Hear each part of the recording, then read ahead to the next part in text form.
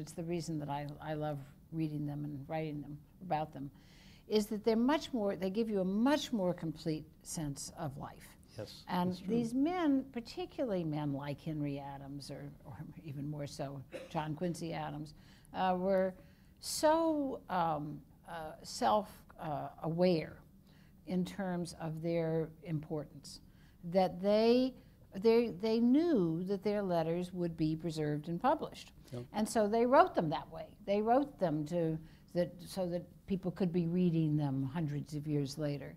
And so they're very correct, and they're often quite pompous, and they are, they're stiff. Whereas the women's letters are completely open. They assume they're going to be destroyed. And in fact, Henry Adams did destroy Clover's destroyed all letters. the letters between him and Clover. And Thomas Jefferson did the same thing. Martha Washington destroyed the letters between herself and George. I mean, it was commonly done because they were personal.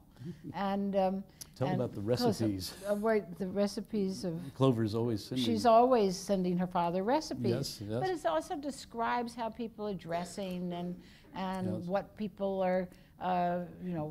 What people are shopping for and all of that, so that you get a much fuller picture of everyday life, as well as the political scene and what's going on politically. And one of the things that always interests me, again, in reading these women's letters, is how political they are. Oh, yes. And the assumption that women were not politically involved is just wrong. And again, going back to the beginning, you see their tremendous political involvement, their interest in it, their views, and the influence they had on the powerful men that they were living with. And she has actually, Max quotes it on the back of the book, but I just loved it. I mean, from one of her letters, she says, "Congress bumbles on. Everybody laughs at its assumed spasms of virtue. No one is deceived by any reform pretenses." Well, plus ça change, right? But so she does. She is much. We learn of her irreverence in a way we don't learn of Henry's irreverence in the letters. That's right. Now, when you're talking about Washington that way, do you recognize that Washington you grew up here? Is the same one? Oh, there are many things that are very similar. Yeah, there are many things that are similar. There are many things that are different, obviously, but there are many things that are very similar. I was struck by how personal politics are then, and I suppose now, but their dislike of Roscoe Conkling was not only because of his politics, but he was a cad and a scoundrel, and they just didn't want to have anything to do with him. Well, he seduced Kate Chase, but she was eminently seducible. She was. But at any rate, but so then Henry wrote... She was the it girl of the Civil War. Yes, and hated married Lincoln. But then Henry wrote another book. Yes, and that's Esther, which he wrote. He started it, I think it's about 1883, so it was at a point where he writes in a letter to one of his friends that he and Clover have become bored with each other, and so he doesn't quite know what to do. He's finished his great history, and he had published Democracy, which is a good read, anonymously, just no name at all. And Esther he published under the pseudonym of Frances Compton Snow. A three-letter lady novelist of the period, and he made that up. And Esther is really about the Henry Adams household, and it's about Clover and the person we haven't mentioned, Elizabeth Cameron. Wife of the dreadful Simon Cameron. Don Cameron. Don Cameron. She's yes. Simon was the... Don was the senator from Pennsylvania. Right. Simon was... And Simon was Don's father. He was Lincoln's first Secretary of War. When he was going to be appointed, Lincoln didn't know him and said, "Well, is he honest?" And Secretary Seward looked up and down and he said, "Well, he wouldn't steal a red-hot stove." So that was Simon. And then Don was just, I think Clover says somewhere, well, poor Elizabeth has drawn a blank in Don. He was Elizabeth was, I think, 24 when she married him, and he was in his 40s, middle-late 40s. He was a heavy drinker. And she was the niece of General Sherman and Senator John Sherman, so she was a very prominent person, and evidently just gorgeous, just beautiful. I've never been able to find out what color hair she actually had. Some say auburn, some say, the descriptions vary, but actually if you want to see what Elizabeth Cameron looked like, we do know she was 5'8". Remember, Henry is 5'4". The statue in New York City, and on the plaza at the south end of Central Park, the southeast, there's a statue of General Sherman on his horse, and in front of him is a beautiful young woman who is Liberty, and she's going for it. That's Elizabeth Cameron. She was the model for that. I must say about General Sherman, his wife came to Washington at some point during the war to try to convince Lincoln that Sherman was not crazy. So, you know, he had a mixed story. Yeah, a mixed press, yeah. But Elizabeth moved next door and quickly started coming over to the Adams household for tea, which Clover was very famous for. And as it happened, not only was she beautiful, but Henry was very susceptible at this point, and he got very silly and disgraceful about her. And so that takes us to the novel Esther, in which there are two, you could say, heroines, and one is Esther, and that is clearly Clover, and she is petite, as Clover was, and homely, and sort of tormented by religious questions, and really a very unattractive, disagreeable character. And coming from the West is Catherine, and Catherine is Elizabeth Cameron. And she is beautiful and a breath of fresh air, and she steals the hero away from Esther, the heroine. And we know that Clover read the manuscript of Democracy as Henry was writing it, but there is no evidence at all that she read the manuscript of Esther. And I think she did. I think she could not have been unaware of it was being written in her own house. I think she knew it, and I think she clearly recognized both herself and Lizzie Cameron in it. And it came out, and probably everybody else recognized it too. Yes, and her father died about the same time. Her father died in the spring of the year she herself died. And then? Well, she had her photography studio in their house, and it was a Sunday, December 6th, and Henry was going to the dentist on a Sunday.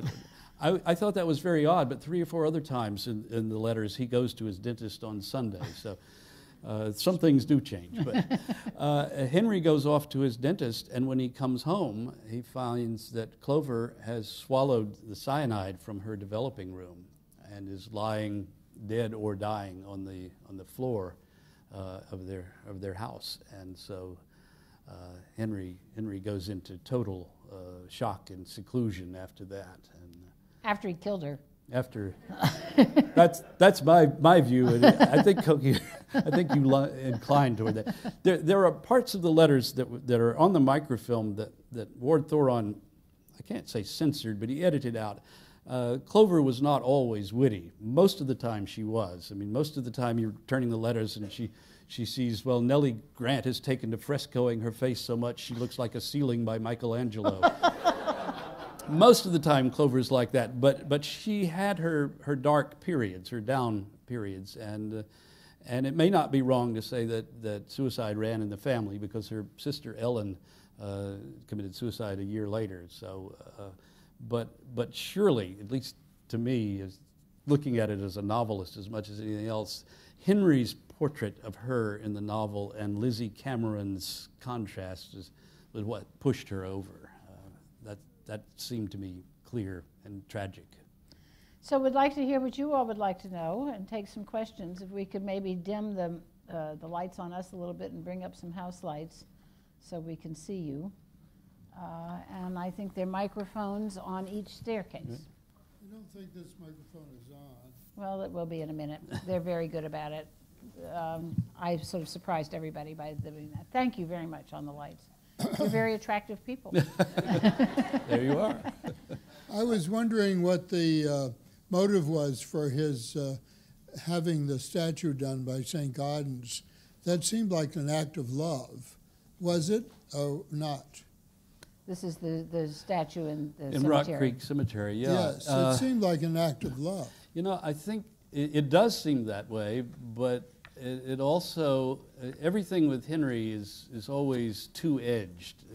He never ceases being ironic. I think it is, as you say, an act of love, and it's clear in some ways that he really loved Clover, but it's also an act of disguise. She's hidden. Everything about their relationship is hidden. He wants her away in stone. You know, in his autobiography, The Education of Henry Adams, he never once refers to his marriage, not once. So I think, yeah, there were the two motives. With Henry Adams, that's always the minimum, and going in opposite directions. I had one other question about the way he treated Emily Beale in his, I guess it was in Democracy, but I don't remember where it was. Yeah. He made fun of her. Yes, she didn't like that.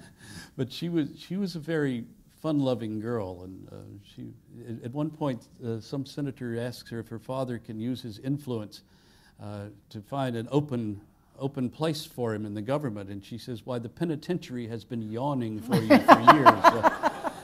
So yes, she didn't much like that, but. But you know, that brings up another interesting subject. The way these women were asked constantly for jobs. Mm-hmm.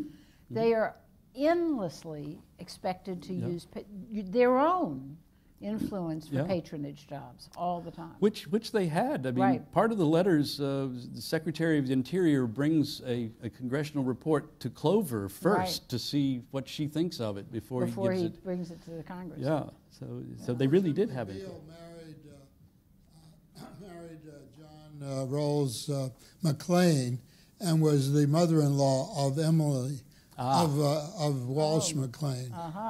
Okay. We're getting to modern times, kind of, sort of.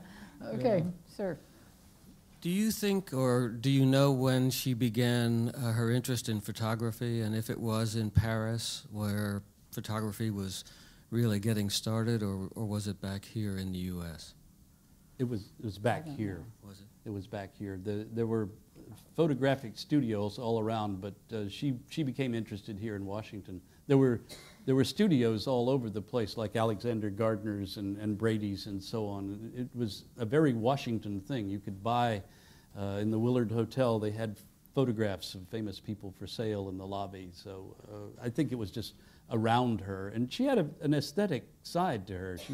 She was a great gardener. Her descriptions of Washington weather are very lyrical and aesthetic. So I think it did happen here, though. It wasn't in Paris. Here? If they were so much against each other, why did they marry? Well, I don't think they were at the time. And they were both kind of looking for someone at that point. And I think they had some good years. They did, for a while, yes. Henry enjoyed her wit, but he also condescended to her. And then again, as Cokie said, she was 28, which was getting along for a woman. So. But it did amuse me again in looking at generations of Adams women, because he does say to his brother in the letter when he's when he's about to marry her, that she knows Latin and she has a smattering of Greek, but not to worry about that. She's not some egghead, basically. And when John Adams, the first John Adams, was at the Continental Congress working on the Declaration of Independence, Abigail wrote to him that she was making sure that their daughter, Abigail, learned Greek. And he was horrified. Yes. And he wrote to her back and basically said, well, it's okay, I suppose, as long as you don't tell anybody that she's learning Greek. So you see these patterns repeated. That is really, to me, that's a wonderful sort of continuity, not necessarily on a good thing, but it is funny to see it being repeated over the generations. Well, Clover did learn to read Greek. I think she was privately tutored, but